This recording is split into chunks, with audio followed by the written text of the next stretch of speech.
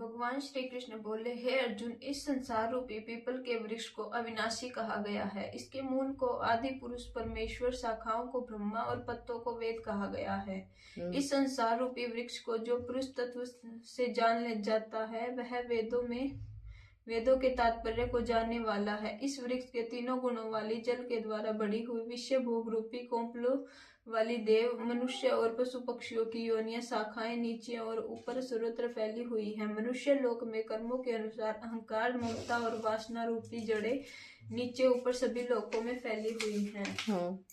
हे अर्जुन, इस संसार रूपी वृक्ष का जैसा स्वरूप शास्त्रों में वर्णित किया गया है, वैसा तत्व ज्ञान होने पर यह प्रतीत नहीं होता, क्योंकि न तो इसका आदि है, न अंत है, और न ही इसकी अच्छी स्थिति है, अर्थात इसे क्षण भंगुर भी कहा गया है। अतएव ऐसे संसार रूपी वृक्ष को, जिसकी जड़ें अहंकार, ममता और वासना रूपी अति दृढ़ कही गई है, वैराग्य रूपी शास्त्र द्वारा काट कर परम पद रूपी परमेश्वर को खोजना चाहिए। इसकी प्राप्ति होने के बाद जीवात्मा फिर लौटकर इस संसार में नहीं आती। जिस परमेश्वर से इस पुरातन वृक्ष की वृद्धि हुई है, उसी आदि परम पुरुष नारायण की मैं शरण में जाता हूँ। ऐसा निश्चय करके इस परमेश्वर का निष्दिन चिंतन करना चाहिए। जिस पुरुष का मनमोह नष्ट हो जाता है, जिससे आसक्ति रूपी दोष पर विजय प्राप्त कर ली, जिसकी परमात्मा के स्वरूप में नित्य स्थिति है, जिसकी अभिलाषाएं पूर्ण रूप से नष्ट हो गई, इस प्रकार के सुख दुख आदि द्वंद्वों से मुक्त पुरुष ही उस अविनाशी परम पद को प्राप्त करते हैं।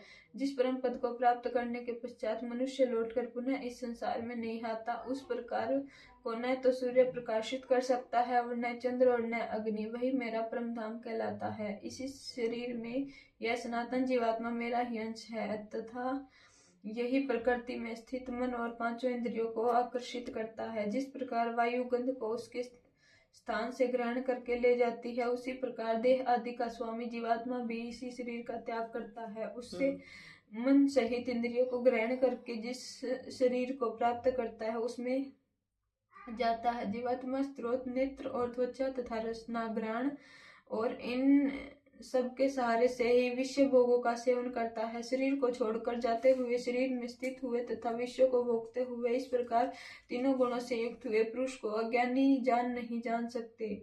इसे तो केवल ज्ञान रूपी नेत्रों वाले विवेकवान ज्ञानी जान ही तत्व से जानते हैं। अपने हृदय में स्थित इस आत्मा को यत्न करने वाले योगी पुरुष भी तत्व से जानते हैं, जिन्होंने अपने अंतःकरण को शुद्ध नहीं किया। इस प्रकार के अज्ञानी पुरुष तो यत्न करते रहने पर भी ज्ञान प्राप्त नहीं कर सकते। सूर्य में स्थित जो प्रकाश पूर्ण संसार को प्रकाशमान करता है, तथा जो प्रकाश चंद्र में है वो और जो अग्नि में है, वह सब है। अर्जुन, तुम मेरा ही जानो, मैं ही पृथ्वी में प्रवेश करके अपनी शक्ति से सब प्राणियों को धारण करता हूँ, तथा अंतर में चंद्रमा होकर संपूर्ण वनस्पतियों को पुष्ट करता हूँ। मैं ही सब प्राणियों के शरीर में स्थित रहने वाला प्राण, तथा मैं ही अपान में संयुक्त होकर वैश्वानर अग्नि स्वरूप होकर चार प्रकार के अन्न, भक्ष्य, भोज्य, लेह और चोष्य को पचाता हूँ। मैं ही सभी प्राणियों के हृदय में अंतर्यामी के रूप में स्थित हूँ। मुझसे ही स्मृति, ज्ञान, अपोहन, विचार के द्वारा बुद्धि में रहने वाले संशय आदि दोषों को हटाना होता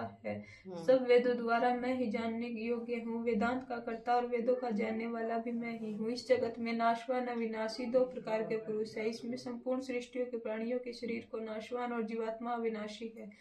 इन दोनों पुरुषों से उत्तम पुरुष तो अन्य ही है, जो तीनों लोकों में प्रवेश करके सबका धारण पोषण करते हैं और अविनाशी परमेश्वर तथा परमात्मा कहलाता है।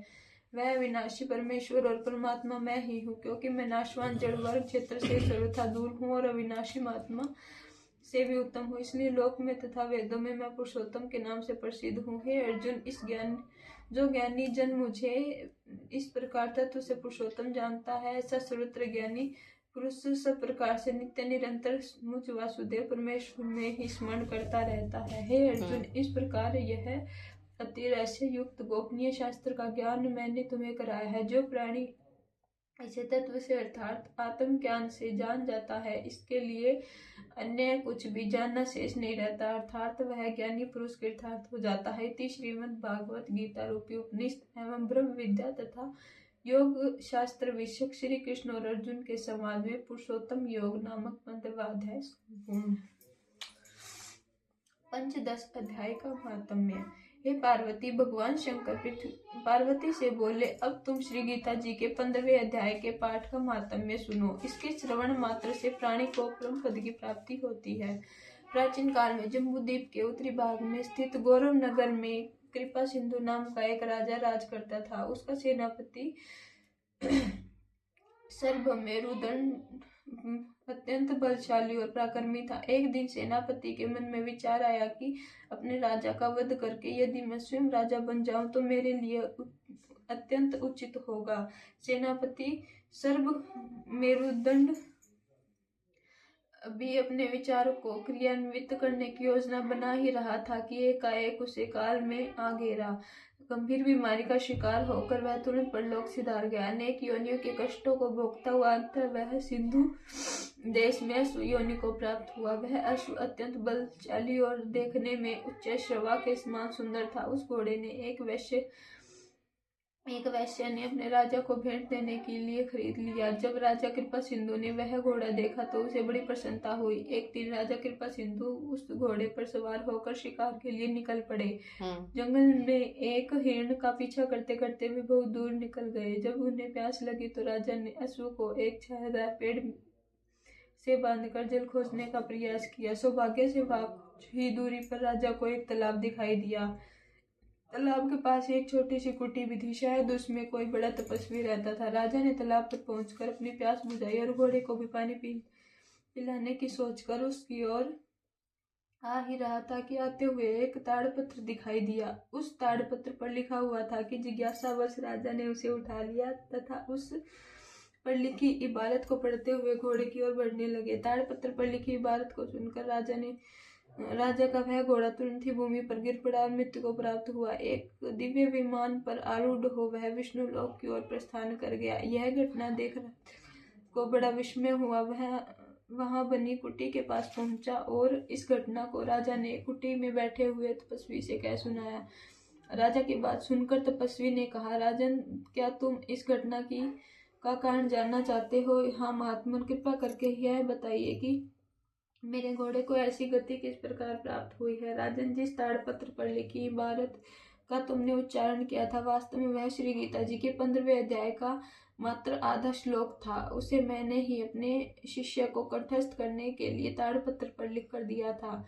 हवा के एक झोंके से उड़कर वह तुम्हारे पास चला गया, तपस्वी ने बताया, और वास्तव में तुम्हारा घोड़ा अपने पूर्व जन्म में तुम्हारा सेनापति था। उसके मन में तुम्हें तुम्हारे वंश सहित मारकर राज्य प्राप्त करने का विचार आया था, इसलिए वह अनेक योनियों को कष्टों को भोगकर वह तुम्हारा अश्व बना। अब श्री गीता जी के 15वें अध्याय का मात्र आधा श्लोक सुनकर ही उसे परम गति प्राप्त हो गई।